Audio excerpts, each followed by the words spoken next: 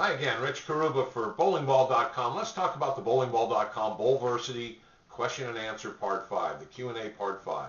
We have a series now of answering about 3 questions every time we select at random, every time people send in comments to our site under articles we post in the BowlVersity section of our site, where we have literally hundreds of articles. Now, we don't have all the answers on these quick videos here for you.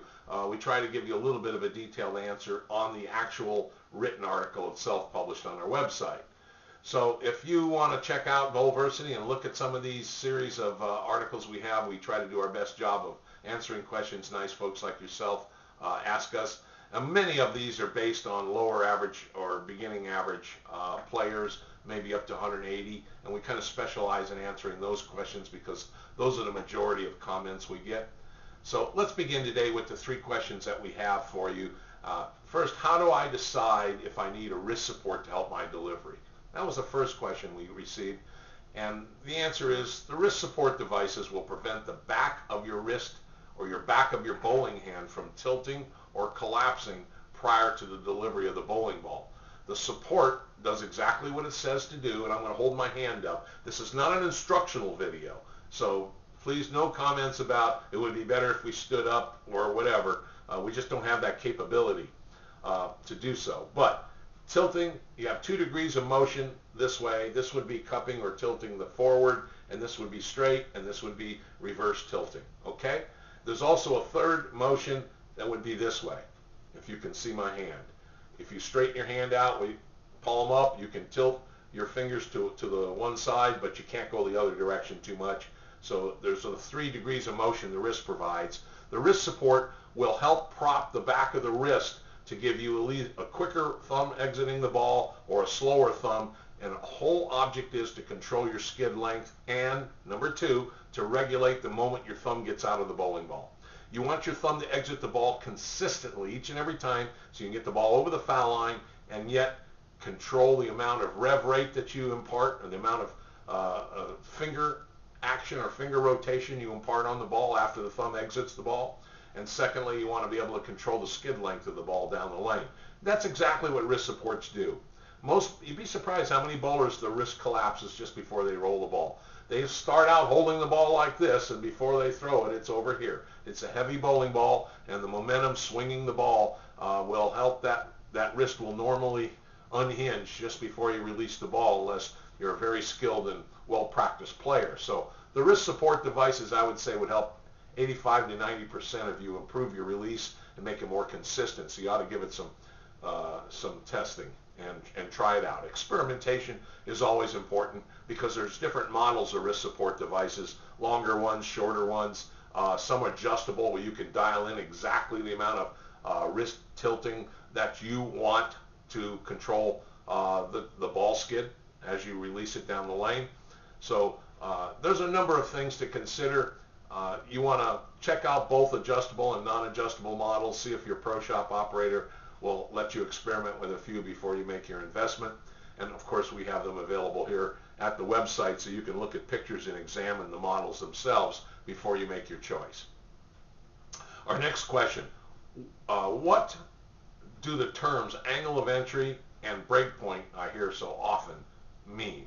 Well, number 1, the angle of entry refers to the angle measured parallel to the boards on the lane at which the bowling ball hits the pocket. It's the United States Bowling Congress has confirmed that an angle of entry about 6 degrees improved overall strike percentage. You're going to see angles of entry anywhere from 2 or 3 degrees up to maybe 8 degrees. Doesn't sound like much, but you got to remember your ball's only traveling maybe 15 feet, 16, 17 feet, 14 feet on the back end of the lane from the break point to the pocket. So just a little bit of angle of entry will help it cover 5, 6, 7, 8 inches of room on the back end of the lane. So that's what angle of entry refers to. Now the break point refers to the point on the lane created by the ratios and distance of oil application on the surface and by the given bowling ball's length potential rating, where the ball completes its transition from skid to traction and then begins the rolling process. And the break point usually exists maybe 5, 6, 7 feet past the final distance that the lane is oiled. So as a rule of thumb, the longer the distance of oil, the closer to the center of the lane is the break point, and the shorter the distance of oil, the break point is located near the edge of the lane. And the bowling balls themselves, designed by the manufacturers, that have different length potential ratings, different skid factors based on the construction of the ball, the core design, and how aggressive the cover stock is, will also influence the break point. Ideally, you match the break point created by the oil pattern and the ball you choose together so that you get a consistent ball motion on the lane. And that essentially is what break point and angle of entry, common terms, refer to. Now, another question, our third one this time, is, are there any tips on breaking in my new pair of bowling shoes? Well, we think you should wear your shoes around for as long as possible. Walk around in them. Take them at home and just wear them and get them real comfortable so they don't hurt your toes, they don't pinch the sides of your feet. The material loosens up in the uppers portion of the shoes, and if they're comfortable. And you want to make sure your shoes aren't too loose, that they fit you just right, because if they're loose, you'll tend to hydroplane on the approach, trying to develop consistent footwork on most approaches. So it's important to not only get the right size, but get them loosened up. Take several practice slides when you finally get out to the lanes on the approach areas, and make sure not only practice slides in the center of the approach where you typically slide delivering your strike ball, but move over to the corners of the lanes and take practice slides there to make sure when you're going for corner pin spares, for example, that there aren't sticky or real slippery parts of the approach that could cause injury or, might be a difficulty for you. Make sure you warm up slowly when you finally begin to bowl. Try to throw 3, 4, 5 deliveries on a practice game of bowling. I wouldn't wear a brand new pair of shoes in the league or in a tournament competition without trying them in practice first.